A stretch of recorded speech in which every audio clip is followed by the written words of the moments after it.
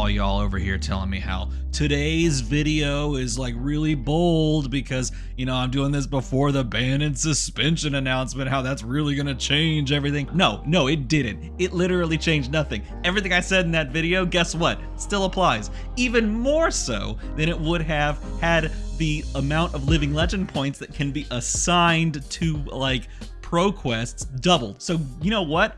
Look who called it. Me. I did. So let's talk about this. Scheduled banned and suspended announcement. I'm sorry. The scheduled banned and suspended announcement is now live. It is written by one Brian Gottlieb, who's a nice guy. Do you know that? He's a really nice guy. Also a good game designer. So it is.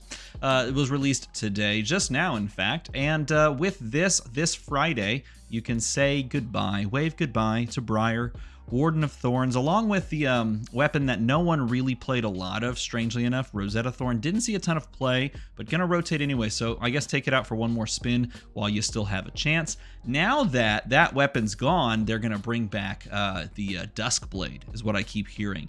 That's not true. That's not coming back. But what is coming back eventually is Bullseye Bracers. Why is this coming back? Well, originally it was banned, which is kind of a heavy sentence, but as we've seen prior to this with them bringing back Drone of Brutality in the Blitz meta from the banned list to back and being legal, banned doesn't really mean banned. It's just like, it's a set of guidelines, kind of like the pirate code is, right?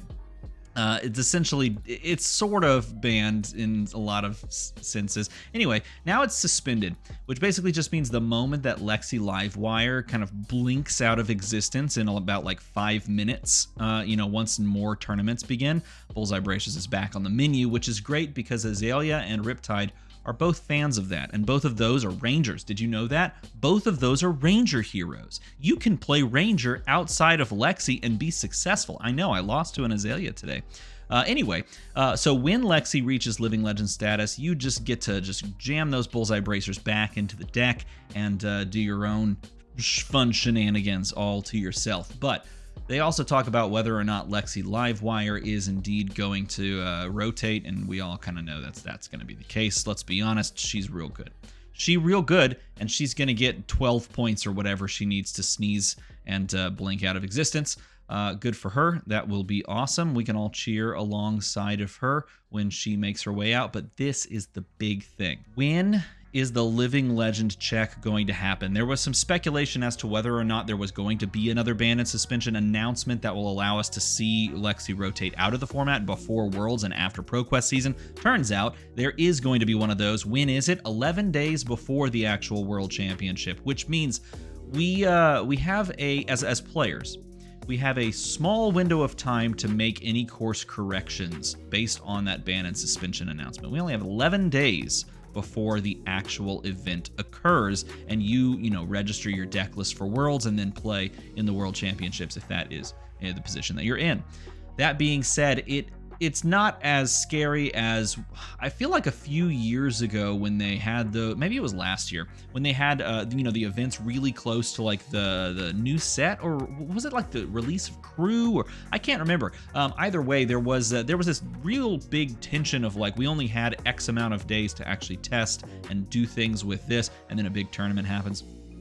I feel like it's a little easier this time because the only thing you're looking at, and they talk about this down here, the only thing they're looking at is whether or not Iyslander will rotate, because it's a foregone conclusion that Lexi is going to hit the road. It is a foregone conclusion that she's going to get, like 12 wins at the ProQuest season. It's very obvious that that's going to happen. And it would take an act of God for that not to occur and Lexi to be legal for play in the World Championships. The question then becomes whether or not Iyslander actually goes. And in the video that I released this morning, some of the numbers that I put out there were estimations based on the number of overall ProQuests, but keep in mind some of those are going to be draft ProQuests, and the majority of them I do believe are still Classic Constructed. But with that knowledge, Iyslander had a smaller and smaller window of actually rotating, and that would make her live and legal for the World Championships 2 years in a row, possibly nesting her a nice little nest egg and seat in the top 8, and then pushing her way to the finish line like we saw, time and time again over the past, 3 to 4 months in this current meta. She just sneaks in and then just wins everything. And she could still conceivably do that in this World Championships, but they have done something that I think is quite wise to try and, I don't think this is necessarily because of Iyslander, but I do think that it aids in the possible rotation of Iyslander. They are bumping up the number of points that you give to ProQuest wins. So instead of 2 points for ProQuest wins, you are now earning 4 points. So you're moving from ProQuests to Road to Nationals and PTIs. You are now getting 4 points per event win. So in other words, Lexi is done. She's gone. She's dusted. She's gonna, basically have her last hurrah. This is the I'm going around the NBA and everyone's giving me the standing ovation tour on this ProQuest season. But Iyslander with 4 points per ProQuest win is a lot more doable. It's a lot more doable and a lot more possible. So everything that I said in today's video based on the meta after both heroes rotate is all the more reasonable. Why? Because Iyslander is likely to rotate as well. Now, she still could fall short. She definitely still could fall short. If people take her out and then just don't win with her across the board, then she's not, crossing the finish line. She still has a long way to go. I think based on this number, I think she has to still win like 30-something ProQuests in the Classic Constructed sphere.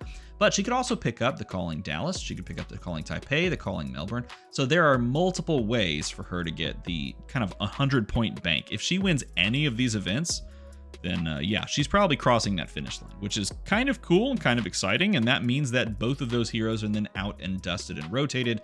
And then we have 11 days to look at the meta. So if you are in this position, tell me what you would do in a comment below. Are you looking at the meta with both of these heroes rotated out? Because that is how I am viewing it, like I talked about in this morning's video. I am certainly viewing this as both of these heroes are rotating.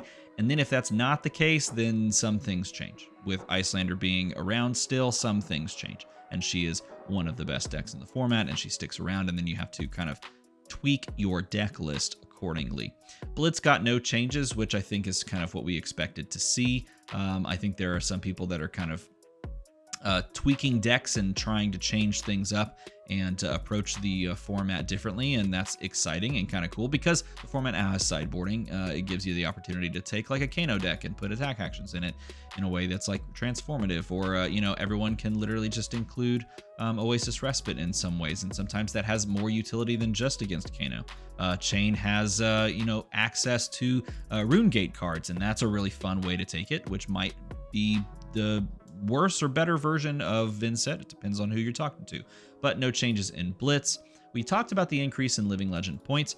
I do think that the skirmish going up from 1 to 2 is also very interesting because it's going to push the Blitz numbers pretty fast as well. And Blitz rotations, I think, are just, to me, as exciting as Classic Constructed rotations as well.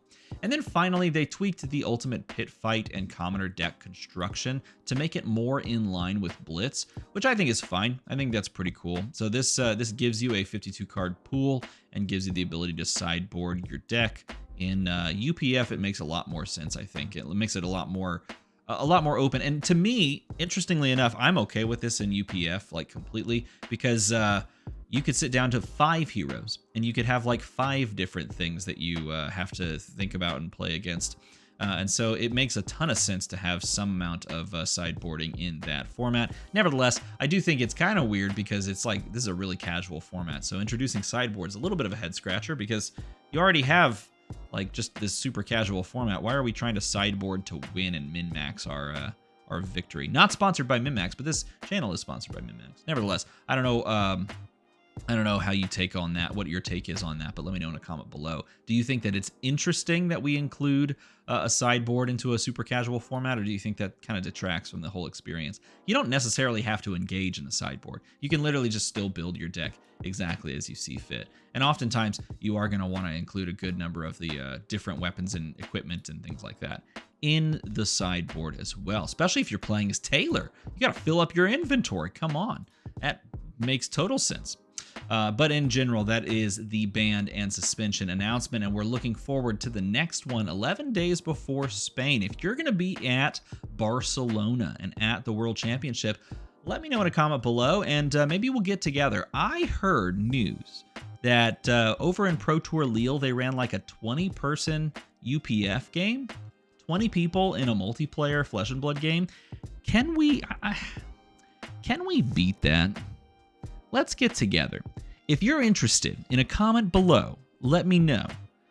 How many people do you think we can get into one single simultaneous Ultimate Pit Fight game? I'm going to run it myself. I'm going to organize it myself. I'm going to ask for forgiveness, not permission. I'm just going to take some random tables. I'm going to get as many people together as possible. Let's run the largest Ultimate Pit Fight the world has ever seen at World Championships. I think that would be super fun. So we're going to do that. So let me know if you want to participate in a comment below. I'll get some prizes lined up, some things that I can give winners, and then we can record the whole thing and then have a laugh afterwards. That's the scheduled ban and suspension announcement. Let me know how you feel about it in a comment below, but there's your news for today. As always, thanks for watching.